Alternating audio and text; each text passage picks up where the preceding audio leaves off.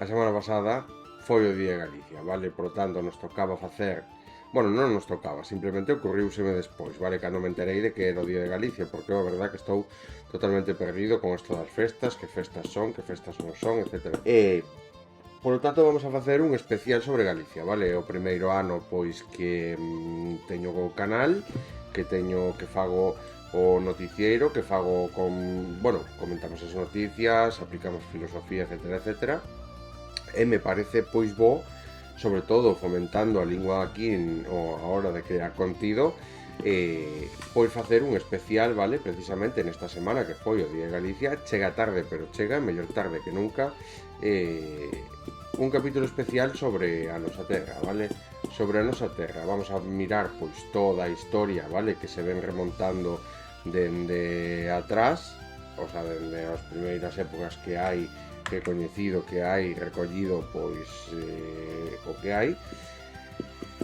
Vamos a ir avanzando. Despois vamos a facer pois un inciso, vale, sobre como se ven xestionando a política. Pero cabe dicir que hai 39 anos, non consecutivos, pero bueno, hai 15 consecutivos que leva gobernando o Partido Popular, vale, en Galicia. Por lo tanto, levan tendo casi sempre pois a maior parte da xestión da Xunta. Isto ao final acaba xenerando pois unha serie de desigualdade, acaba xenerando pois unha serie de problemas que ao final nos vamos vendo afectados, vale? Que non nos sorprenda pois que obviamente as cousas estén como estén, todos o sabemos, vale? Se fomenta moitísimo a industria, as empresas, as grandes empresas, a produción en masa, pero despois o negocio local, o negocio autónomo, todo isto, pois, caquita, vale? Non se fomenta, van ao tacho, a maior parte dos locais cerrados, pero isto xa non só ven pola política dende que xestiona o PP dende a Xunta, senón tamén dende a central, vale? Falando con autónomos dicían pois que antes non había unha serie de axudas, etc, etc. Tamén eran outros tempos antes, vale? Falando con taxista este fin de semana, tampouco me acordou moito da conversación, pero dicir que obviamente pois pode non haber esa serie de axudas, podía non haber esa serie de axudas, pero obviamente os cartos, vale? O que ven sendo o poder adquisitivo cos mesmos cartos era totalmente distinto, vale? E aínda que podan maquillar de axudas certas cousas, o poder adquisitivo estáse devalorizando, por lo tanto, cada vez, aínda que ti teñas máis, eso vale menos, vale? Precisamente de aí o problema. E precisamente de aí o ter que manter un negocio, ter que pagar unha cuota de autónomos, etc, etc, vale? Eso ao final é o que se mira nas calles. Como moito, negocios novos, o que sí que van ben son centros comerciais, vale? Pero todo o que podemos mirar nun centro comercial, a gran maior parte son cadenas, vale? Cadenas de comidas, non son pois o típico negocio o negocio artesanal que fai as cousas, etc, etc. Esos son postiños pequenos, vale? Que están pois en pleno pasillo, que ven sendo as tendas e todo isto, pois non están na man de cada un. Por lo tanto, o que se sigue fomentando é ese modelo capitalista que o que fai é destruir por completo esta economía, vale? Da clase obreira. Despois falamos sobre isto, vale? Despois, pois, buscando, pois, tema política, tema viaxes e todo isto, si, tes un montón de xente, pois, que se centra en mostrarte, pois, 4 povos que visitan, etc, etc. Vamos a poñer un deles, vale? Precisamente Vamos a poñer un deles, pois, para mostrar un pouco, vale? Esta cultura o que caracteriza esta terra, vale? Porque creo que calqueira, vale? Que haya nacido aquí en Galicia, pois sabe perfectamente, vale, o que nos podemos chegar a apreciar pois a nosa terra. Precisamente o que é para nos máxico, pois é por unha calle como as que nos falan ese tipo de vídeos, vale? O problema, bueno, pois que non todo é bonito, que todo está feito pois para que vivas enganado, vale? Os poucos cartos que podes apartar para poder os poucos cartos que se poden apartar o ano, que os gastes nun viaxe, vale? Nun ou 2 viaxes que tes que facer que fas o ano e punto. E despois, pois seguir vivindo o día todo o ano, vale? Esa é a intención, que nunca haya pois esa capacidade, vale? E nada, Vamos a empezar primeiro pois con toda esta historia, vale? Con toda esta historia de Galicia. E despois seguimos comentando, vale? Esto es Galicia, 30.000 kilómetros cuadrados al noroeste de la península ibérica, divididos en 4 provincias y con algo más de 300 municipios. Vamos atrás unos 20 siglos y escucha la historia de este territorio. Estamos en la prehistoria. La zona está habitada por un conjunto de clanes y tribus de origen celta, que viven en poblados fortificados, llamados castros. Son los pueblos galaicos los que darán nombre a este territorio, Galaecia. Fueron los romanos los que nombraron así a la zona. Te cuento. Siglo I a.C. Los romanos, que se están extendiendo por toda Europa, llegan a esta zona de la península. Estos primeros habitantes se resisten a la dominación romana, pero tras la mítica batalla del Monte Medulio, los romanos consiguen controlar la zona. Pasan nada más y nada menos que 6 siglos, y en ese tiempo traen cosas importantes para el desarrollo de la zona. Convierten los castros en villas, construyen puentes y calzadas, e introducen nuevas formas de agricultura, arquitectura y minería. Y traen un nuevo idioma, el latín, el idioma que evolucionará en el gallego. Todo eso. Llega el siglo V.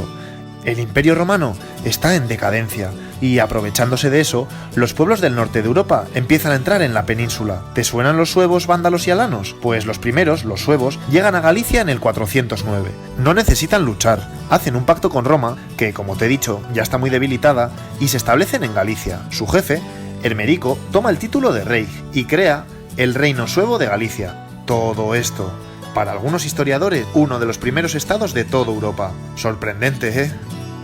Luego llegan los visigodos, que primero controlan toda esta parte de la península, y después vencen a los suevos y los absorben dentro de su reino.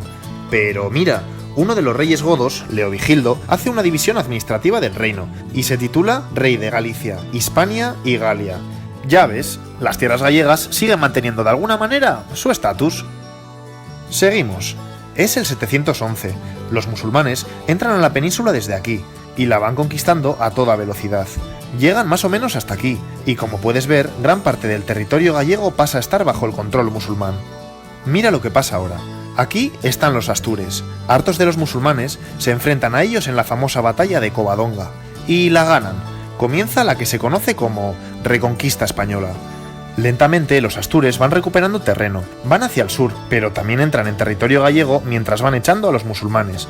En ese proceso se empieza a estructurar poco a poco el reino de Asturias, y como ves, Galicia se incorpora en él. Eso sí, ojo, porque Galicia pronto conformará una entidad política propia. Te lo cuento luego. Llegamos al siglo IX. Alfonso II es el rey de Asturias y Galicia.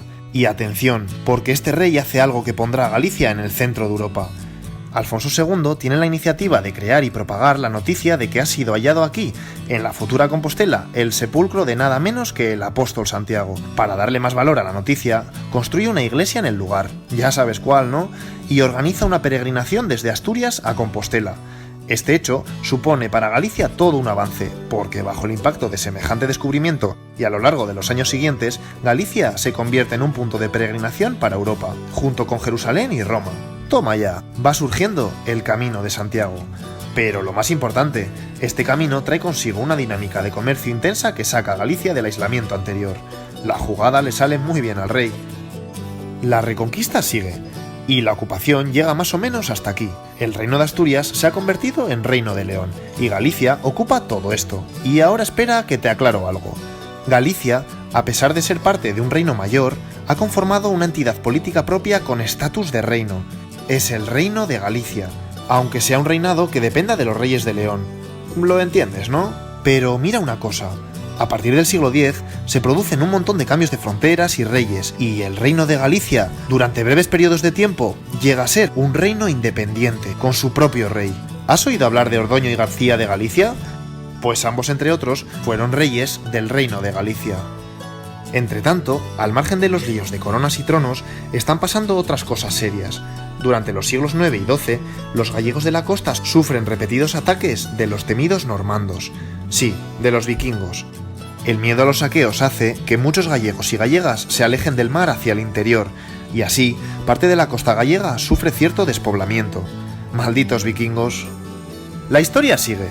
Mira lo que ha pasado. El reino de León se ha convertido en reino de Castilla, y Galicia se ha dividido en dos. Esta, la Galicia actual, dependiente del Reino de Castilla y que oficialmente ya no es considerado reino, sino un condado. Y esta otra, convertida ahora en Reino de Portugal. Pues bien, los reyes de Castilla, mucho más centrados en sus nuevas conquistas, tienen de alguna forma olvidada Galicia, y por tanto, el mando ahora lo ejercen algunos obispos y nobles gallegos. Galicia, por tanto, aunque sea parte de un reino mayor, tiene su propia dinámica política. Es el siglo XV. Dentro del territorio gallego las cosas no van bien. El pueblo empieza a estar cada vez más harto de los grandes señores, que, como te he dicho, son los que mandan ahora, y que les hacen pagar un montón de tributos de forma injusta. Esa tensión explota y se da el llamado levantamiento irmandiño, el pueblo contra los nobles. En ese levantamiento, las gentes del pueblo llegan a destruir 130 castillos y fortalezas. Casi nada. Eso sí, los nobles, mucho mejor armados y con el apoyo de los reyes de Portugal y Castilla, salen vencedores. Y la sublevación acaba con el arresto y muerte de los líderes del pueblo. Seguimos.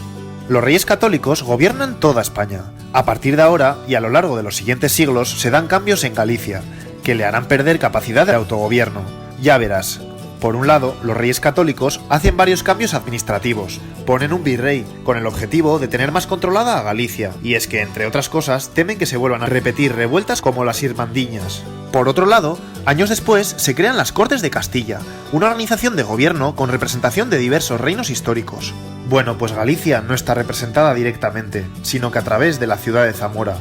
Los gallegos y gallegas viven todo esto como una verdadera humillación, ya que se sienten ninguneados frente al resto de regiones. Y así siguen hasta el siglo XVIII.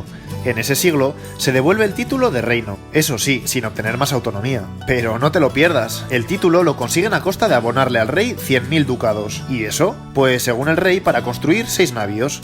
Un poco surrealista, ¿no? Bueno, pues el título de reino les dura solo un siglo, porque bajo el influjo de los liberales, Galicia deja de ser un reino de España y pasa a ser 4 provincias más. Llega el siglo XIX, llega una época muy dura para Galicia. La industrialización se desarrolla en muchas zonas de Europa, pero aquí ese desarrollo industrial es muy escaso. Y no solo eso, la agricultura gallega es ruinosa, la red viaria es insuficiente, las clases dominantes no hacen inversiones. Como ves, la situación económica y social es desastrosa. Y por tanto, ¿qué pasa? Pues que muchos gallegos y gallegas emigran a América. Pero muchos. En los próximos 100 años lo harán 1.200.000. Fíjate que en Argentina, durante muchos años, seguirán denominando a los españoles gallegos.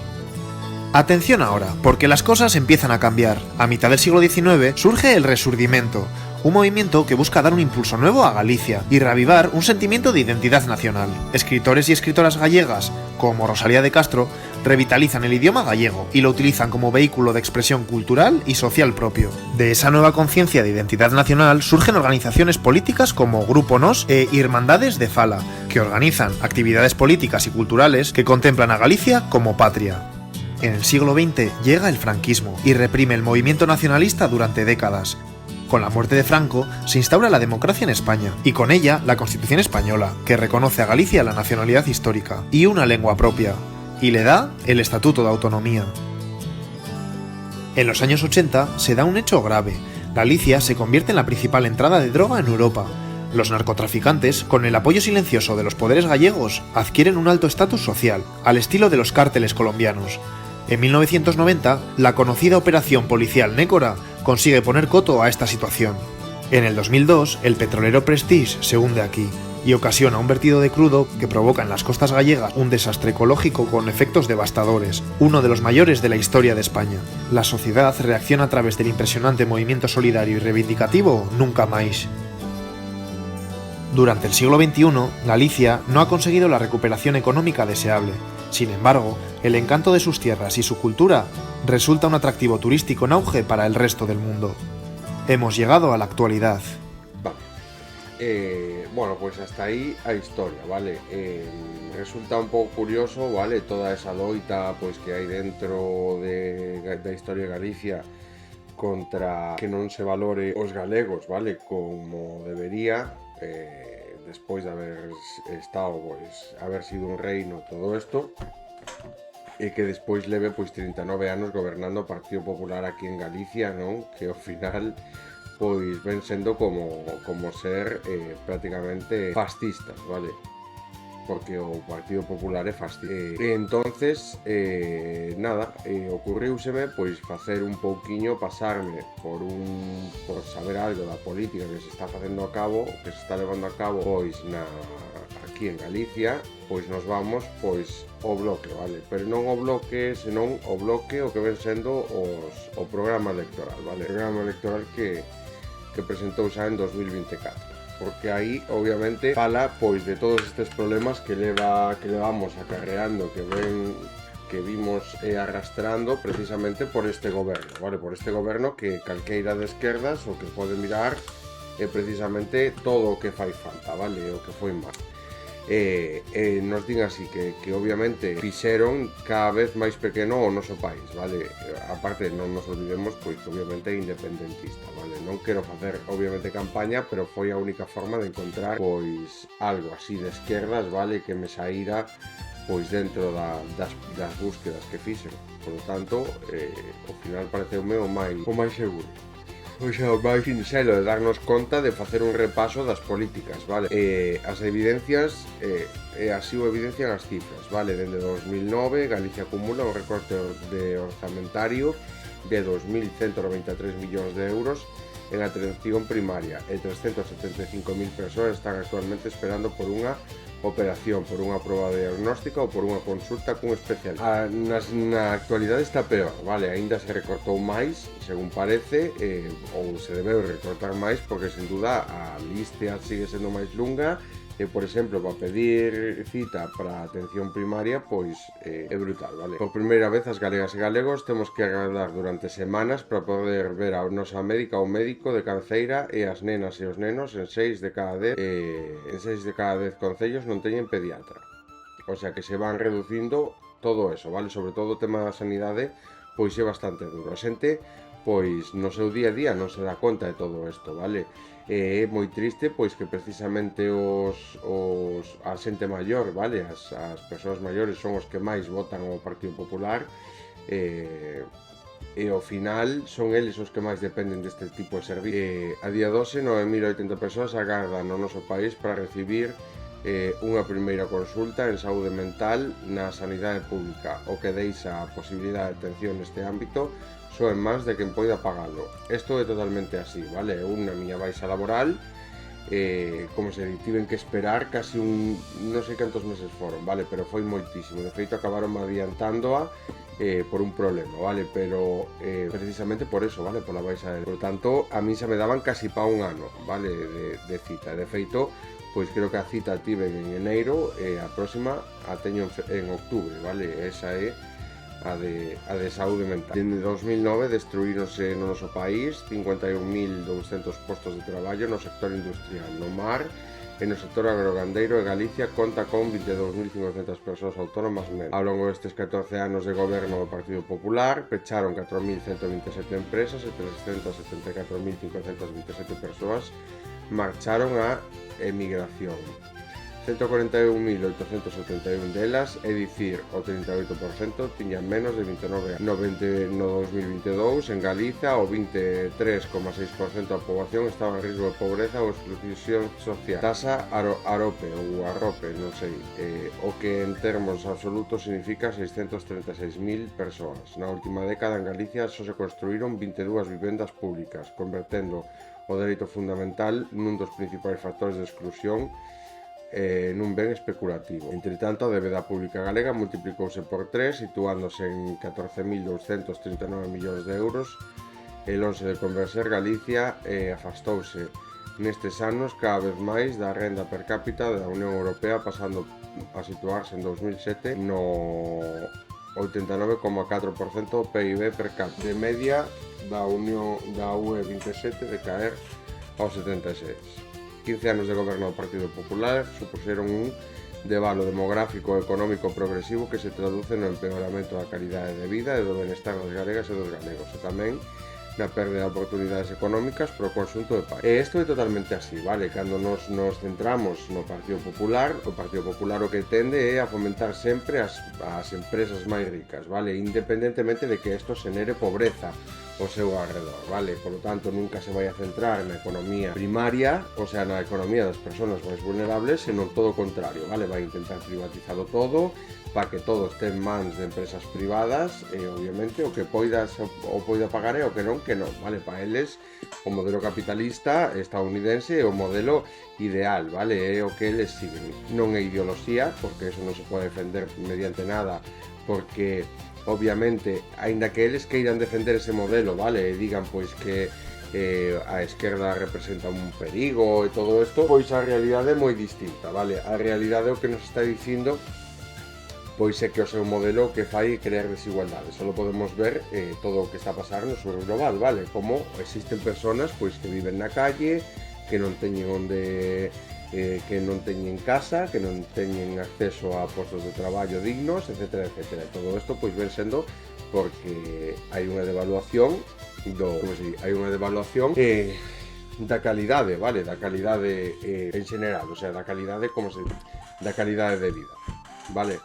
Isto vense dando precisamente por políticas de dereitas que obviamente non pensan en que todos vayan ao mesmo ritmo, senón que como hai algúns, vale, que xa pois teñen unha serie de capacidades, pois o que fai a dereita é facer política solo, pois que xa teñen unha serie de beneficios, un poder adquisitivo maior. Os demais, pois dalle absolutamente igual e mesan por riba deles. Vale, me parece pois que solo con estos puntos, vale, me parece que tocarse a catro cousas pois que obviamente nos dan a entender cal é a realidade política, vale? E como, pois precisamente, se nos poñemos a pensar todo o que loitou Galicia, todo o que se loitou, vale, para, como se di, todo o que se loitou para a independencia, para ter unhas políticas dignas, etcétera, etcétera, ao final acabar caendo e recaendo todos en políticas de dereitas que son unha vergonza,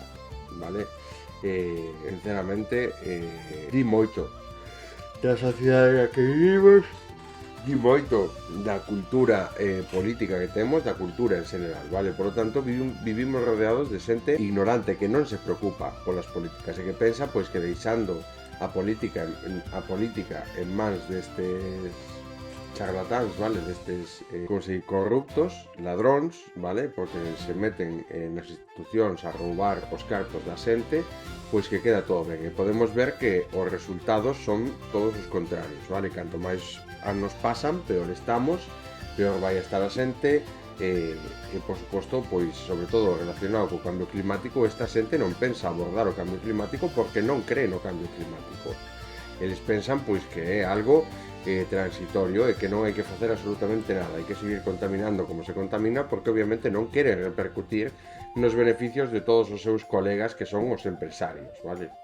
Ese é o principal. E nada, a verdade que xa pasamos, o sea, xa que miramos pois a historia, me parece moi importante repercutir a historia, mostrar a Castilla Vermella, vale, da sociedade no que vivimos. É moi bonito poder ir a pasear a calquer sitio de Galicia, é increíble, pero non vivimos nunha sociedade na que sí, que moita xente pois igual ten un traballo fixo, vale, pero non son todos, vale, non vivimos nunha sociedade na que non teñamos que involucrarnos cos demais.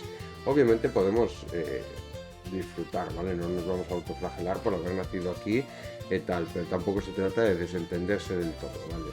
Por eso precisamente, pois, mirar a pastilla vermella, saber, como se di sempre, que hai que involucrarse, que non todo pode pasar por riba e que obviamente concienciarnos para cambiar as cousas para ben, vale? Non facer o peor aínda do que se estaba a facer. Como pasou, por exemplo, no Mundial, vale? Eu aquí canseime de dicir que había que facerlle boicot por moitos motivos, vale? O Mundial, e ao final, no medio do Mundial, Donald Trump, pois precisamente impulsado por esta atención desviada hacia o Mundial, precisamente porque a xente pois sigue pasando desapercibido todo o que el fai, pois proclama que quere desmantelar o corte penal internacional, e agora nos enteramos tamén de que quere meter na ONU ao tipo vale, o presidente da FIFA, etcétera, etcétera, vale. como eso, pois moitas outras cousas. Despois sigue adiante con esta xunta para a paz que chaman Gaza, e simplemente isto que implica pois vai a repercutir que obviamente se vai a construir aí un resort de luxo, creo que o dixeron clara e abertamente, van a botar fora de aí os palestinos, vale? E despois, cando esos asesen un resort de luxo, cando esos non sexan as súas casas nin as súas vivendas, van a poder volver para servirlle os platos aqueles que avalaron, vale? Platos de comida nese resort ou atendendo, facendo as camas nese super resort de luxo a todas esas persoas que ao final puxeron cartos para que se pudera levar a cabo todo ese xenocidio que matou e devastou a todos os seus antepasados. O povo palestino pois queda totalmente manchado a partir de ahora, vale, con todo isto que está facendo, sobre todo dende que meten mans pois toda esta cúpula multimillonaria estadounidense, vale, cúpula sionista, por certo, cúpula sionista estadounidense, porque unha cousa é ser antifascista e antinazi e outra cousa é ser fascista e sionista, vale, porque ao final pois acabaron convirtíndose en aquelo que xeraron destruídos, vale. Totalmente. E nada, pois vamos a ver un pouquiño, vale, desta cultura, de todo eso que ao final o se lo di a Galicia, hai que reivindicar toda esta calidade que temos aquí, este privilexio, vale, que temos todos. Creo que esa solo con salir todos os días a calle e respirar un pouquiño deste aire, de vivir cerca da costa, de ver estes montes, de como cheira pois a primavera, de como cheira o verán, de como cheira cando xa se está acercando o inverno, cando empezan as estufas de leña e vas por a calle cheira a leña, etcétera, etcétera, pois eso creo que é algo máxico, que ao final a xente que estamos aquí pois son pequenas cousiñas que moitas veces, claro, que despois o problema e o gran problema sempre vai a ser pois a situación económica, non? Ao final esa pastilla azul que nos temos que tragar todos os días para seguir vivindo esta puta merda sen querer cambiala, sen sair ás calles, a paralo todo, pois é o que nos saca pois desa masia, vale? Desa masia que obviamente debería ser así e debería estar pois todo ben compenetrado, vale? Para que obviamente podamos disfrutar a natureza e podamos disfrutar pois de vivir, vale? Da vida en sí, sen ter obviamente que preocuparnos porque hai a xente roubando, matando e asesinando un pobo e de que haya todo isto, vale? Pero obviamente eso só é posible nun país no que se lle para os pés pois a xente que intenta facer e levar a cabo todo isto, vale? Cando ao final nos damos conta de que eliminar a violencia é o camiño a seguir, eso é o que hai que dicirllos a esta xente, vale? Hai que dicirlo pois dende as eleccións, hai que dicirlo pois mediante as calles tamén, vale? Con folgas xerais indefinidas por parte de que presenten os sindicatos, etcétera, etcétera, vale? Obviamente hai que chegar a unha serie de acordos, hai que chegar a unha serie como se dice, de conclusións, vale? Se trata de crear unha inteligencia colectiva que ao final o que entenda é que hai que dicirlle ás persoas ricas que se manda a través das eleccións.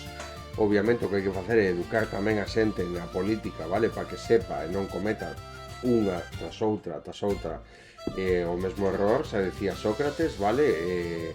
Que había dúas cosas que non tiñan que eran infinitas, vale? Unha delas era a ignorancia humana, vale? A estupidez humana. É totalmente así, vale? É algo infinito, vale? Se hai algo no que se caracteriza é precisamente por eso, vale? Por creerse pois tanto, vale? El mismo dicía, solo sei que non sei nada. Eso creo que é unha das cousas que te das conta cando empezas a estudar un pouquiño, a mirar un pouquiño como funciona todo, sobre todo ao mirar a ciencia e a física e mirar pois todo eso que é tan grande, tan lexano, que non podemos sequera sair do noso planeta, non? Por eso que todo aquel que di que sabe moito máis do que en realidad sabe, que quere facerse ver algo que non é, todo isto pois xa nos dá a entender pois que unha gran parte de esta muchedumbre, vale? Muchedumbre ignorante, violenta, que non acepta, vale? A súa posición, que a súa posición obviamente é a de ter que crear e darnos conta de que forma parte desa estupidez colectiva, que o que hai que facer é eliminar a violencia e prepararlle os pés a esta xente que intenta gobernar, vale? Con cartos e obviamente pasándose as eleccións e o que queren facer os políticos por riba de todo, vale? Por riba dos cartos, por así decirlo. e non é así, vale? E obviamente isto é totalmente así, non hai algo que é infinito é a estupidez humana, vale? Por eso que eso pode ser algo que non ten ni principio ni final. E nada, vamos a ver o vídeo, vale? E despois falamos, simplemente non encontrei ningún pois que ao final reflexase todo sen intentar pararse, o sea, buscaba algo máis que representase pois con unha serie de vídeos dentro de bosques e todo ao final pois acabei encontrando esta parte. Creo que é algo que se basa moito máis pois na nosa cultura actual, vale? Cando viaxamos e tal por las costas e encontrarnos pois con este tipo de gastronomía, etcétera, etcétera, pois creo que é o que se adapta máis á nosa situación, vale? Aínda que a min o que máis me xenera pois ese tal, pois son eses típicos camiños rodeados de bosques, vale? Donde prácticamente non se ve o ceo porque son todo follas polos árboles, donde se ve un río, un regueiro e todo eso, vale? Pero bueno, supoño que cada un terá pois na súa cabeza pois a súa idea, a súa imaxen pois desta magia que nos transmite esta terra. Vale, vamos a ver o vídeo, ¿vale? Galicia es una costura, mares que entran en la tierra, montes que se alzan como balcones, y pueblos que nacieron entre esa tensión constante entre lo que llega del mar y lo que guarda la tierra. Acompáñame a recorrer 10 pueblos que ejemplifican esa mezcla, cada uno con su carácter. Combarro, un paseo entre hórreos y mar. Bajas por una calle estrecha y la piedra húmeda refleja la luz del día. A tu derecha, los hórreos se apelotonan como pequeños faros de granero, apoyados sobre la roca, mirando al agua. Combarro no es un pueblo de carteles turísticos, es una ciudad costera que se puso a rezar su propia liturgia de pesca y piedra. Sus hórreos y cruceiros, muchas veces construidos sobre la roca viva, formaron un conjunto que ha sido protegido por su valor histórico y estético. Aquí sientes la tensión entre la vida náutica y la domesticación de la piedra.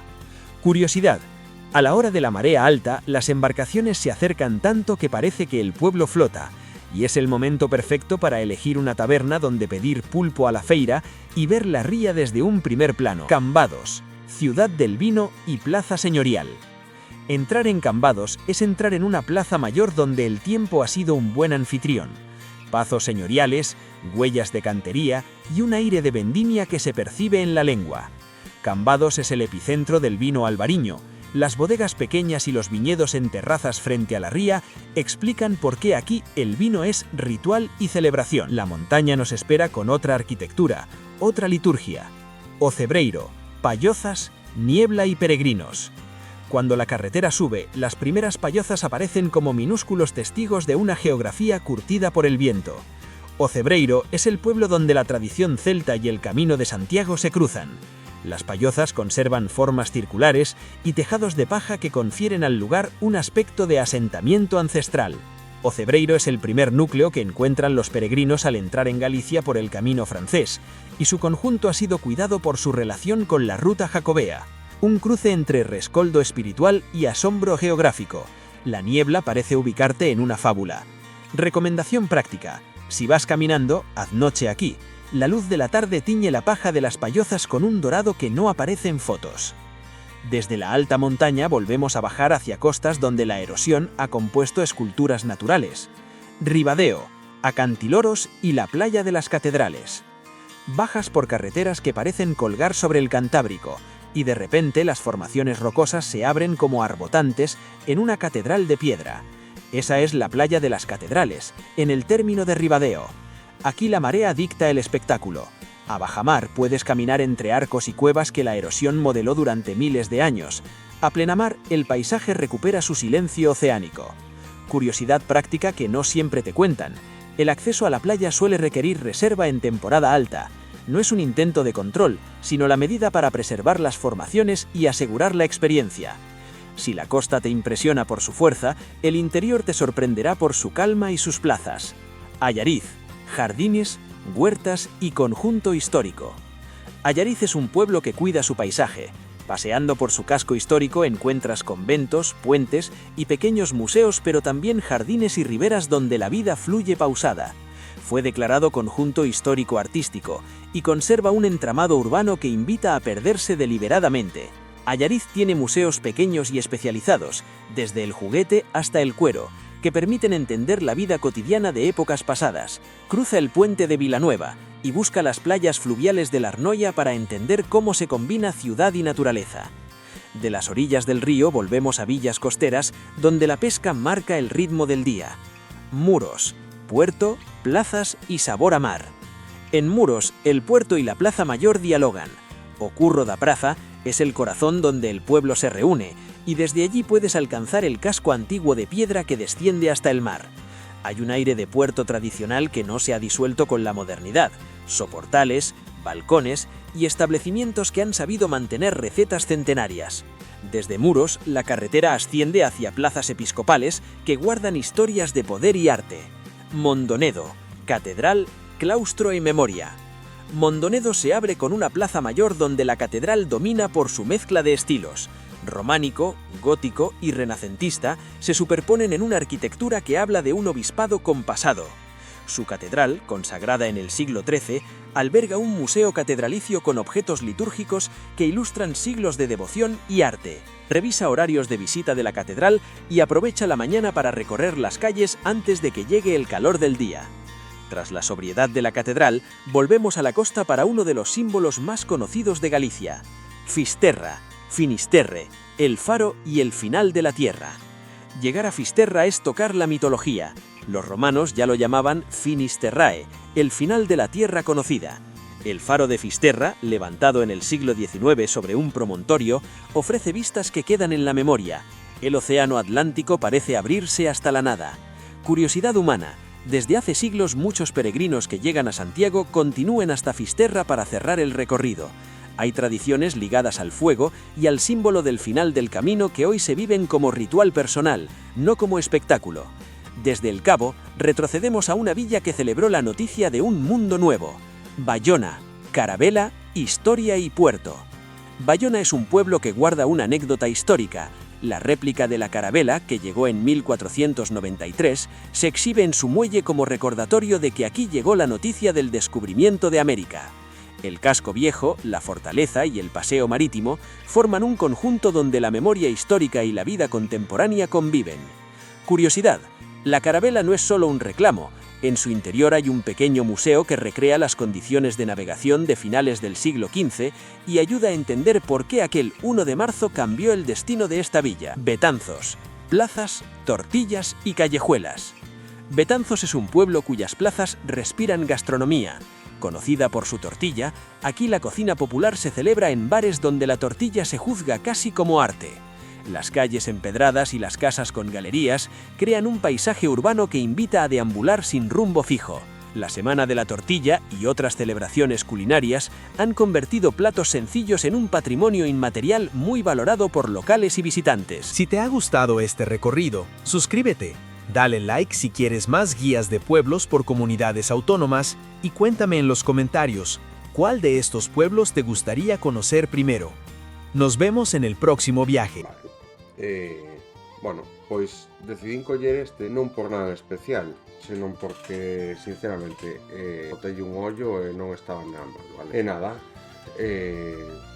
por poñer un exemplo, vale, do que ven sendo, porque despois hai moitísimas cousas que non saen nos vídeos, vale? Que si sitios que visitar que son moi importantes, que ao final son de cada zona, miradoiros e todo isto que ao final fan que todo teña pois un poquinho de máis de masa, vale? Por lo tanto, o que pasa que obviamente cando se ven de viaxe e todo isto, pois non interesa tanto pararse nestes pequenos sitios e non ir a visitar pois estas grandes cidades, non, pero si estos poucos, vale? Que si que están un poquinho máis que piden un poquillo máis de turismo. E nada, simplemente pois remarcar isto, vale? Como Día de Galicia, pois remarcar toda a historia, vale? Por eso o vídeo de 10 minutiños, máis despois mirar un anaquiño de toda esta política que nos acontece, que nos leva facendo, que nos leva tirando para baixo, vale?